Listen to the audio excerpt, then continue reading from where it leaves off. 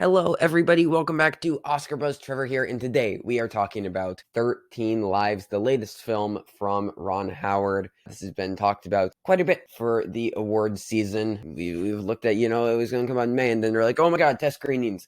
And then we were like, oh, maybe TIFF People's Choice. And then it was pushed back to August, and we said, what? And then it's going to Amazon Prime, and we said, what? So then now it's here, and it was not worth all of the fanfare. It's very, very is the best way I can describe it. It follows the story of the Thai children's soccer team who was stuck in the cave. We all know it. It just happened 4 years ago. And then also, there was just the documentary, The Rescue, last year. And I don't think that we can hold 13 Lives accountable for The Rescue coming out. That isn't entirely fair to 13 Lives. But it would have been nice if it at least provided something interesting to the story, because it's so straightforward and there are so many options to add some spice to the story. We could have followed the governor, who's such a fascinating character. Like, he's about to lose his job, and then he's set up as this fall guy while the kids are stuck in the cave, and he has this very interesting moral dilemma that's hinted at, but then we just don't dive into.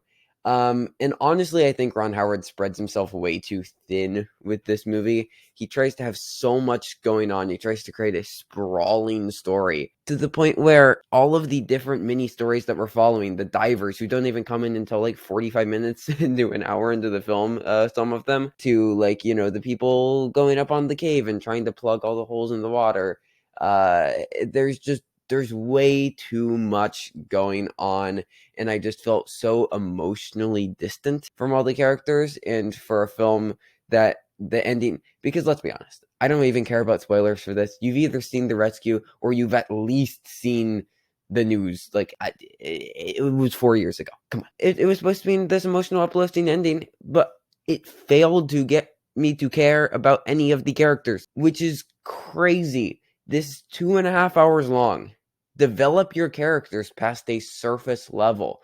The Rescue was able to do that in an hour and a half, and it was a documentary. It had to work with non-scripted footage. You were able to script these people and have an hour longer, and I cared about them significantly less. That's a problem. It was just kind of dull at points. And is this well made? Yes. Ron Howard, well, I don't always love his movies, he is a very just solid director. He makes technically well done films, and that was about it though for the positives. The performances were all just fine. Take all of them out of your Oscars predictions above the line. No actors getting nominated, screenplay, director, none of that's happening. There was nothing really flashy or special going on. And like I said, it was directed competently. All the underwater stuff looked good. The editing is kind of weird. It works well momentarily, when they're in the cave. I think it does succeed in building tension a bit, though structurally the editing's kind of all over the place. It's the pacing's very whack as we go from day to day of this rescue. There are some times when we spend a bit on a day, and then other times where it would be 20 minutes, 20, 30 minutes. And at that point, why even use the days as a framing device unless you just really want to be a documentary? And honestly, I think, with the usage of all the maps and stuff, this movie just desperately wants to be a documentary. I struggle to find the purpose of this movie's existence. It failed to justify its existence, which is never a good thing when I'm maybe this movie shouldn't exist. We all know how this is going to end. So get us to care about something in 2.5 hours. But Ron Howard is unable to do so, and the only thing he tries to get us to care about is the success of this rescue mission, which we all know is obviously going to happen. When you already know the result of the major conflict, and that is the only conflict that the film hinges on, it's just never going to be an entertaining film. As far as awards, I think sound, production design, if it gets lucky. The sound works actually pretty good. All the echoes in the caves, the air tanks clinking up against the rocks, it was well done. The production design, I don't know how much of the cave was done practically or how much was built on the set, so maybe. But look out for sound. Other than that, this just isn't happening.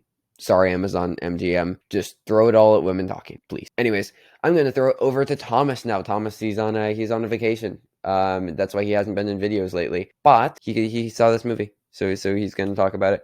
Anyways, have fun with Thomas. Hello everybody, Trevor has already informed you, but I'm away on a trip with family and have therefore not been able to record videos for the channel with Trevor. However, I have been able to see 13 Lives and think that, my opinions are so important that they just have to be shared. So anyway, this is a new film by Ron Howard, and you know the deal, it's the same premise and the real life events that inspired the excellent documentary The Rescue from last year, and just watch that instead. Not that this film within itself is terrible or not worth a watch, but it does feel very pointless when we A, already know the outcome, and B, already have a great documentary that covering the same topic. It really doesn't do anything that interesting to warrant its existence, whilst also being very much subpar to the documentary. My most major problem with the film is that it lacks any real sense of urgency, which is a problem given the concept, as it is something that sort of rests on how much you as an audience member buy into the actual rescue itself and the tension you feel for the children.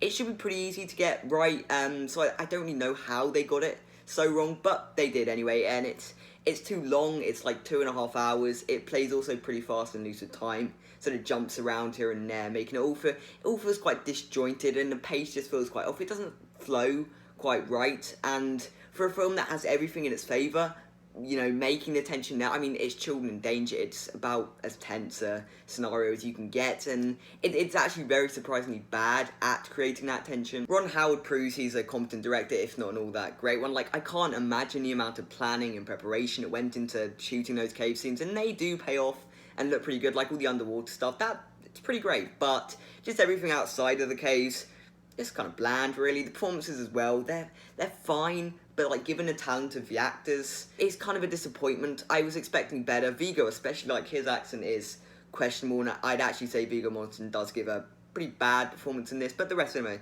they're fine, but there's no one really special. And that's my main takeaway from this film. It's really the disappointment. I wanted this film to be something more, and it just fell flat. Not terrible, as I say, just bland. There are a couple of elements of promise, like with the documentary style, you don't really have time to explore subplots or really the lives of any of these characters, and that could have been an interesting avenue to explore and warrant the film's existence, but it sort of teases at doing that, but it never quite goes all the way. I never feel we learn enough about any of the characters, none of the divers, the coach, the kids, the parents, the Thai authority figures. There's no real character that sort of brings us through the film. There's no real emotional through line of it, which again I do think adds to the whole blandness of it. And maybe this is actually the most detrimental part of it, because if we did have fleshed out characters, maybe the tension would have come through more, maybe the emotion would have come through more, and maybe it would have left a more impact on me. As of now, it sort of exists. It's not very emotionally resonant for me, and I don't imagine it would be for many people. Oscar chances, very limited. It's going to be forgotten about most likely. I mean, maybe something like production design at a push, I guess, if you want to recognise the technical artistry, because, like, it is very well put together on a technical level, just, pacing-wise, character-wise, acting-wise, screenplay-wise. Oh yeah, the screenplay is bad, like, properly terrible. I don't know who wrote this, but, oh boy, it's some of the lines are very, cringy, very just bland, and, yeah, bad. But anyway, like, as I say, just didn't quite work for me, just fell flat. Alright, everybody. Through the power of editing, Thomas has said words. So, thank you everybody so much for watching. What did you think of 13 Lives? You can do the commenting thing that you're supposed to do on YouTube videos. You can also do the subscribe thing, the like thing. I guess, I'm not begging. This is awkward now. I'm sorry that I've approached you. But, thank you for watching, and we will see you in the next video. Bye!